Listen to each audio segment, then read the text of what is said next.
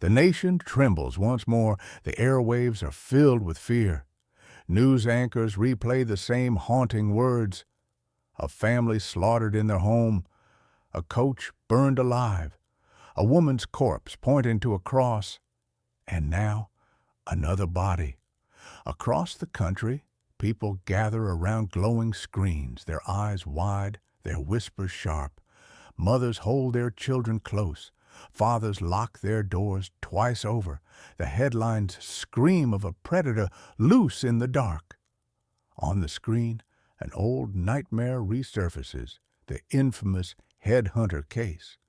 The anchors compare the patterns, the signatures, the brutality. Is history repeating itself? Has a new predator risen among us? At the police station, Detective Mark Cooper stands motionless before the flickering television. His colleagues murmur, some shake their heads, others exchange nervous glances. But Cooper's eyes do not move. His fists clench. His jaw tightens. He remembers every corpse, every message scrawled in blood, and in his mind, one name echoes with relentless certainty: William Harris. Elsewhere, in a dim room, a survivor speaks to the press. His voice shakes, his body trembling with every word. I couldn't see his face. The shadows hid him. But his eyes, I'll never forget those eyes. They were cold, empty, like I wasn't looking at a man at all, but at something else. The cameras click. The survivor bows his head, tears streaking down his cheeks. And outside the station, reporters swarm the streets, microphones raised, demanding answers. When will the killer be caught? How many more must die? But the only answer is silence, and in that silence, fear spreads like wildfire. A new crime scene emerges. The narrow alley reeks of blood and smoke, the air heavy with death. Police tape flutters in the cold wind. Flashing lights cast long shadows on the wet ground. Officers murmur in disbelief. The victim's body is not just killed, it is staged, arms folded in unnatural angles, head tilted as if in mockery.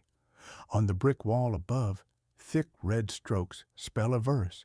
An eye for an eye, a tooth for a tooth.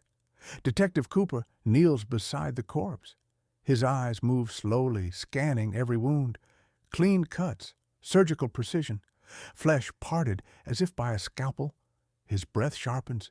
He whispers to himself, "This isn't rage. This isn't random. This is deliberate. This is his signature." Forensics rush in with a report. DNA fragments found at the scene. Cooper's heart pounds. Finally, a lead. Finally, a crack in the predator's mask. He clutches the evidence bag like it's salvation. Hope flickers in his chest. But hours later, that hope dies. The evidence vanishes, lost in transit, erased from the system. No one can explain how. No one dares to. Cooper slams his fist against the wall, fury searing through his veins. Someone's protecting him.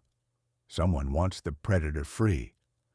Meanwhile, far from the flashing sirens, William Harris stands in the white glow of a hospital, his face calm, his hand steady, saving a life on the operating table. Nurses whisper in awe. Cameras flash, headlines praise him. Brilliant surgeon, hero of the city. But when the lights fade and the hospital sleeps, William retreats to his office. He turns the key, unlocks a hidden drawer. Inside, his trophies gleam. A burnt boxing glove, a silver ring stained with blood, small fragments of lives he's taken. He touches them with reverence, arranging them carefully. His collection grows. His smile widens. Night falls heavy on the Harris home. Laura Harris lies awake, staring at the ceiling. Sleep refuses to come. When it does, it comes as a nightmare. In her dream, she cradles her newborn child, an angel in her arms. Tiny fingers reach for her, warm, innocent. She smiles through tears, but then the baby's eyes shift, cold, unblinking, inhuman. Its lips curl into a cruel smile. Its small hand drips with blood. The cry in her ears twists into a predator's shriek. Laura wakes with a scream, drenched in sweat. She clutches her belly, whispering desperately, "No, you'll be good. You must be good." On the table sits the sealed envelope, the prenatal test. Her hands hover above it, trembling. If she opens it, she will know the truth.